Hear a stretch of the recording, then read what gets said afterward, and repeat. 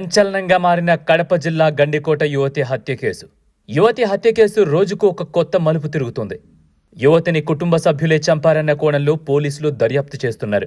3 నెలల ముందే రెక్కీ నిర్వహించారని తెలుస్తోంది. గతంలో పలుమార్లు లోకేష్తో యువతి గండికోటకు వెళ్లినట్టు పోలీసులు గుర్తించారు. చెప్పిన మాట వినకుండా లోకేష్తో తిరుగుతుందని, లోకేష్ను కూడా చంపాలనుకున్నారని పోలీసుల విచారణలో బయటపడిందట. హత్యకు 3 రోజుల ముందు ఇన్స్టాలో ప్రియుడు లోకేష్తో యువతి చాటింగ్ చేసినట్టు సమాచారం. అన్నే చంపి ఉంటే చెల్లిని ఎందుకు నగ్నంగా పడేస్తాడన్న కోణంలో ఇప్పుడు విచారణ సాగుతోంది. హత్య కేసును లోకేష్ మీద నెట్టడానికి సొంత చెల్లినే హత్య చేసి నగ్నంగా పడేశారా అని అనుమానాలు రేకెత్తిస్తున్నాయి. బాలిక సొంత అన్న అయిన బ్రహ్మ